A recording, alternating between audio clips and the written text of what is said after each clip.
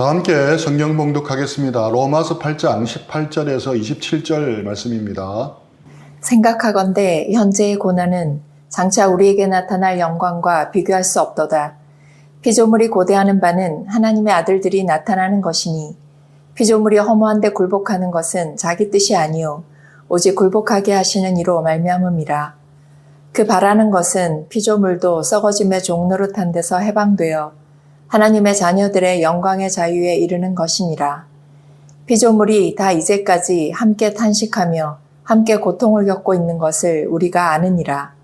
그뿐 아니라 또한 우리 곧 성령의 처음 익은 열매를 받은 우리까지도 속으로 탄식하여 양자될 것 곧 우리 몸의 속량을 기다리느니라.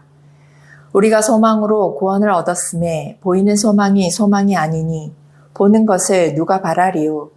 만일 우리가 보지 못하는 것을 바라면 참음으로 기다릴지니라. 이와 같이 성령도 우리의 연약함을 도우시나니 우리는 마땅히 기도할 바를 알지 못하나 오직 성령이 말할 수 없는 탄식으로 우리를 위하여 친히 간구하시느니라. 마음을 살피시는 이가 성령의 생각을 아시나니 이는 성령이 하나님의 뜻대로 성도를 위하여 간구하심이니라. 아멘. 오늘은 로마서 강의 30번째 시간입니다. 내 인생 왜 이렇게 힘들까요? 라는 제목으로 말씀을 나누고자 합니다.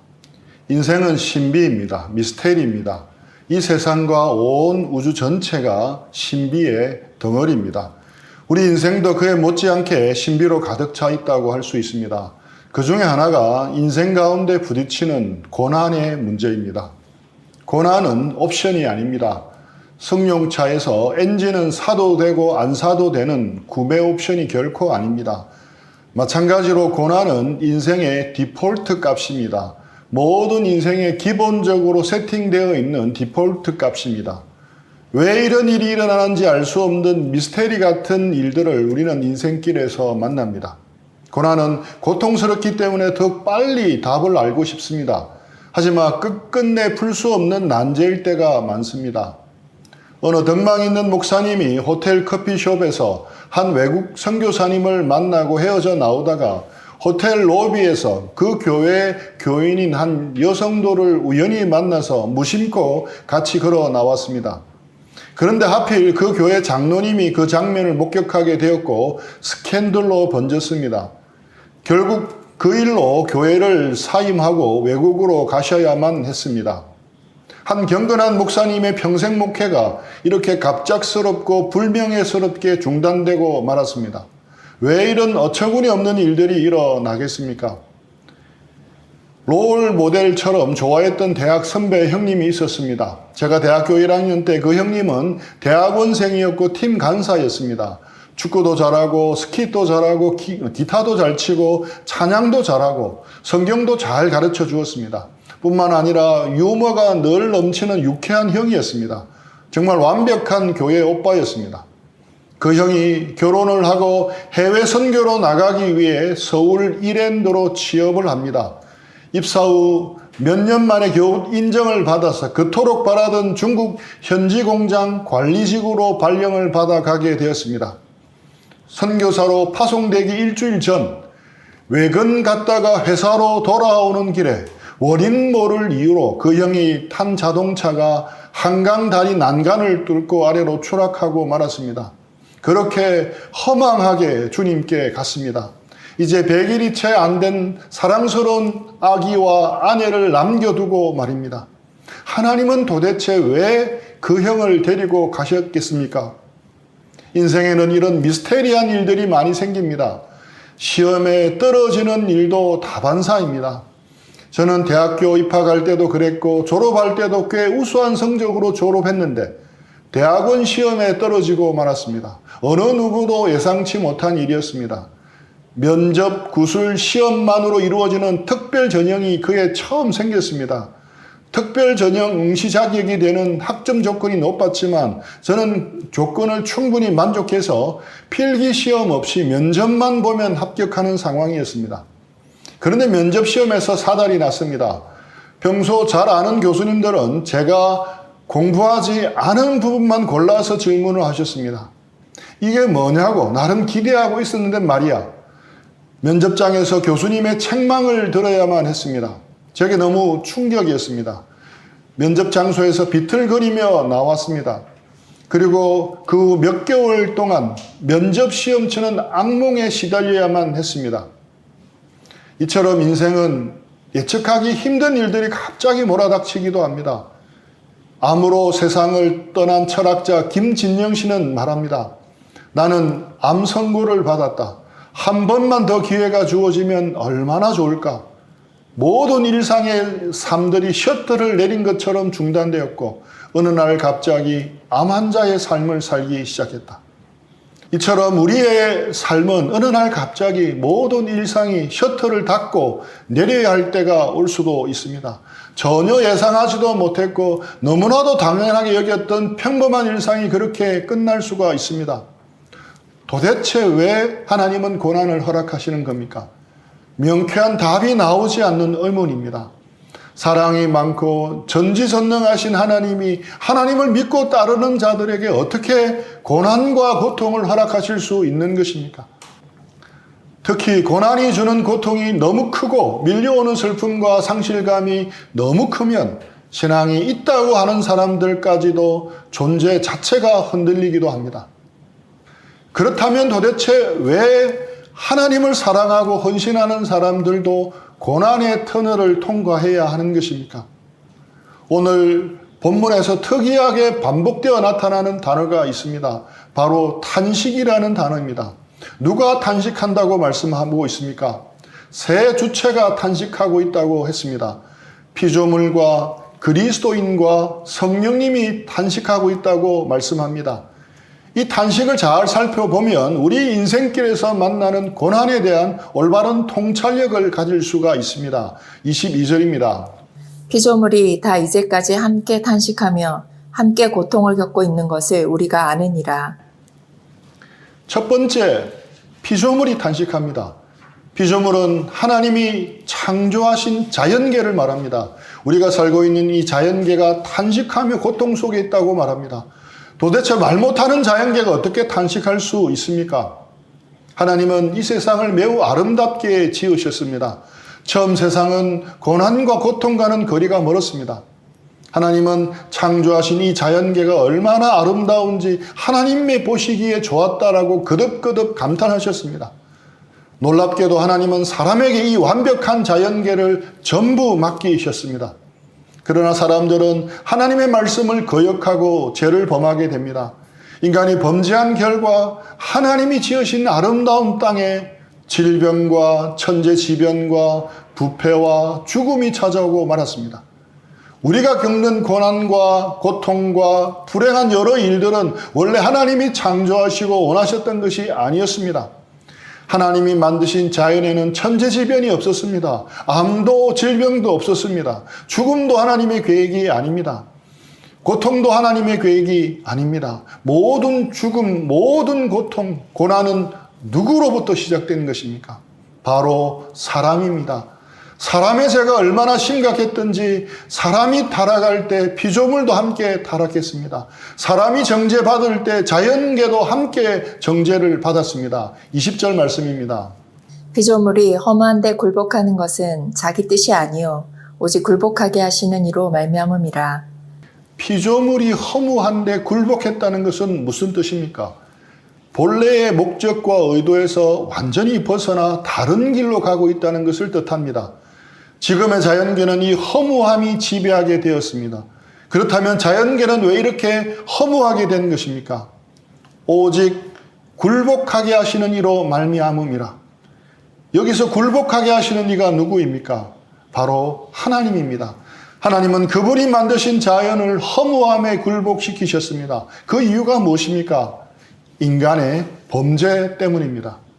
아담이 죄를 범한 이후 하나님은 아담을 찾아와 그를 벌하시며 이렇게 말씀하십니다. 창세기 3장 17절입니다. 아담에게 이르시되 내가 내 아내의 말을 듣고 내가 내게 먹지 말라 한 나무의 열매를 먹었은즉 땅은 너로 말미암아 저주를 받고 너는 내 평생에 수고하여야 그 소산을 먹으리라. 왜 우리는 평생 동안 수고의 땀을 흘려야 합니까? 왜 이렇게 사는 게 힘듭니까? 왜 우리가 고통을 받습니까? 그것은 인간이 지은 죄의 결과로 인해서 자연계가 당한 고통 때문입니다. 자연계가 허무함에 굴복하게 되어 우리에게 고통이 찾아온 것입니다. 그래서 이런 땅에 살면서 고난은 피할 수가 없습니다. 믿음 좋은 사람이 암에 걸릴 수 있습니까? 헌신적으로 주님을 위해 사는 사람에게 불의한 사고가 찾아올 수 있습니까?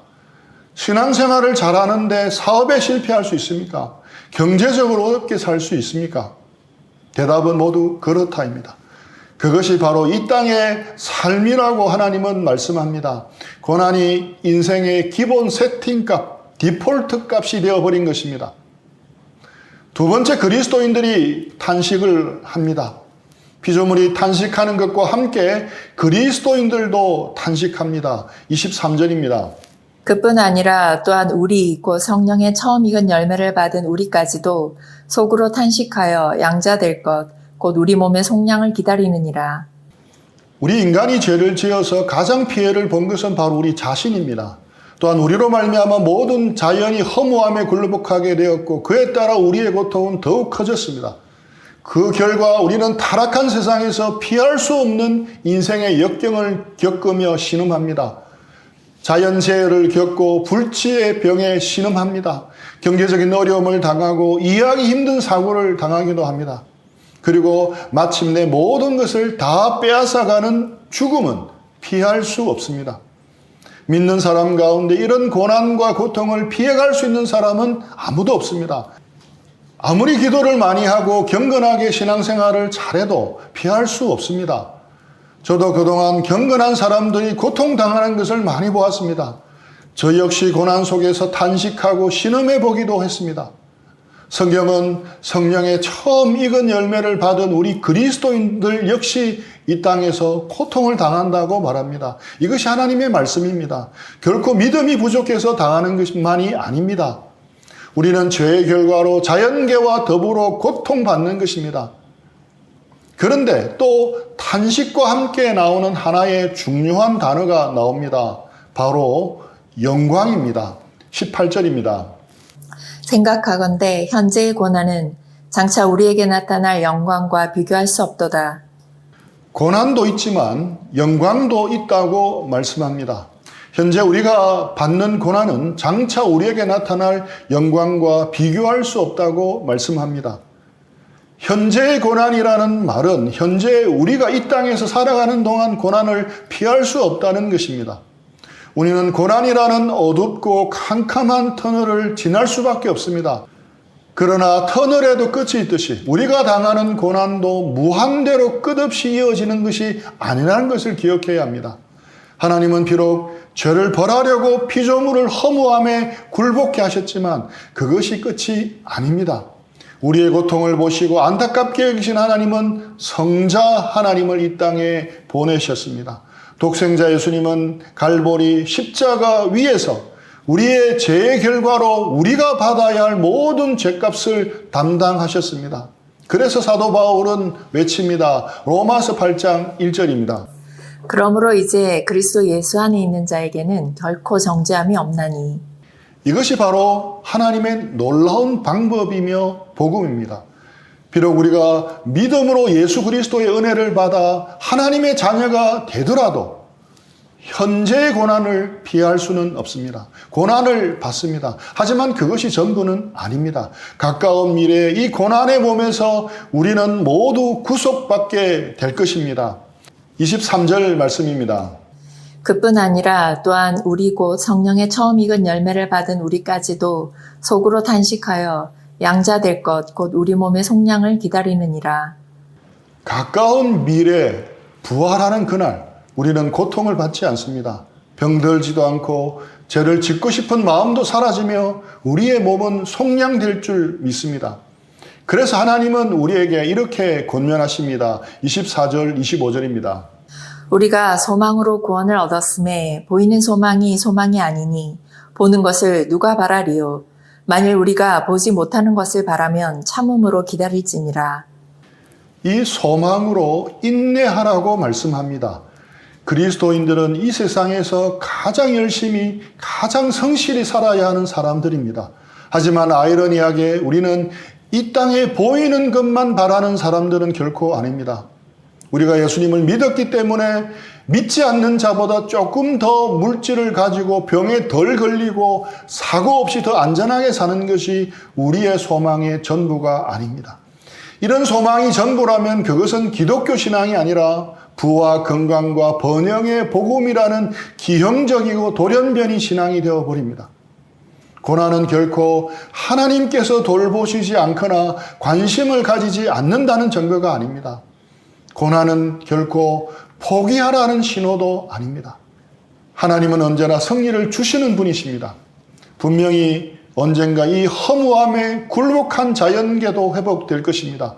바로 믿는 우리로 말미암아 회복됩니다. 그래서 하나님은 피조물, 즉 자연계가 우리의 회복을 날마다 고대하며 기다리고 있다고 말씀합니다. 19절입니다. 피조물이 고대하는 바는 하나님의 아들들이 나타나는 것이니. 우리가 속량받고 회복될 때 자연계도 회복됩니다. 이사야는 환상 가운데 이미 그날을 예언했습니다. 이사야 11장 6절로 9절 말씀입니다. 그때의 이리가 어린 양과 함께 살며 표범이 어린 염소와 함께 누우며 송아지와 어린 사자와 살찐 짐승이 함께 있어 어린 아이에게 끌리며 염소와 곰이 함께 먹으며 그것들의 새끼가 함께 엎드리며 사자가 소처럼 풀을 먹을 것이며 젖먹는 아이가 독사의 구멍에서 장난하며 젖된 어린아이가 독사의 굴에 손을 넣을 것이라. 내 거룩한 산 모든 곳에서 해됨도 없고 상함도 없을 것이니 이는 물이 바다를 덮음같이 여호와를 아는 지식이 세상에 충만할 것임이니라. 이리와 어린 양이 함께 살고 표범과 어린 염소가 함께 누우며 송아지와 어린 사자가 암소와 곰이 함께 먹고 사자가 소처럼 풀을 먹는다고 말합니다. 젖먹이 어린아이가 독사굴에 손을 넣어도 물리지 않습니다. 이것이 자연계가 회복된 모습입니다. 우리는 그 회복된 자연계 속에서 부활한 몸으로 영원히 살아가는 것입니다.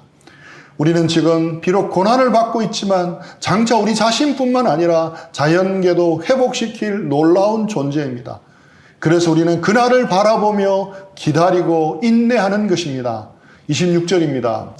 이와 같이 성령도 우리의 연약함을 도우시나니 우리는 마땅히 기도할 바를 알지 못하나 오직 성령이 말할 수 없는 탄식으로 우리를 위하여 친히 간구하시느니라. 이 구절에서 탄식하는 세 번째 주체가 나옵니다. 바로 성령님입니다.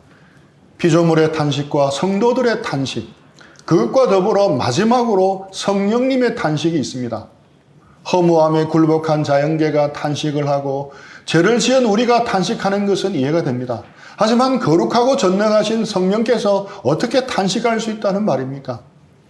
예수님을 떠올리시면 쉽게 이해가 될 것입니다.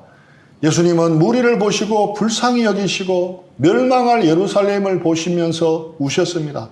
이와 마찬가지로 우리 속에 계신 성령님도 우리의 아파하는 모습을 보시고 우리를 위해 탄식하시는 것입니다. 성령님은 우리가 고난의 시간을 지날 때 옆에서 같이 아파하시는 분이십니다. 우리와 함께 고난을 견디십니다. 때로 우리는 내가 이렇게 고생을 하는데 하나님은 왜 돌보시지 않는지 의문이 듭니다. 섭섭한 마음을 갖기도 합니다. 하지만 그것은 오해입니다. 우리 안에 계신 성령님은 우리가 아파할 때 말할 수 없는 탄식으로 함께 아파하십니다. 우리가 고통 속에 눈물을 흘릴 때 말없이 우리 옆에서 함께 울어주시는 분이십니다. 우리는 고통 앞에서 무기력하지만 성령님은 무기력하지 않습니다. 우리는 고난과 고통의 이유를 모르고 왜 이런 고난을 주시느냐고, 왜 이렇게 고통스럽게 만드냐고 하나님께 따져 묻기도 합니다. 그러나 그 순간에도 성령 하나님은 다 아십니다. 이 땅에서 우리가 무의미하게 당하는 고난은 없습니다. 우리의 모든 고통에는 목적이 있습니다. 다만 우리가 이해할 수 없을 뿐입니다.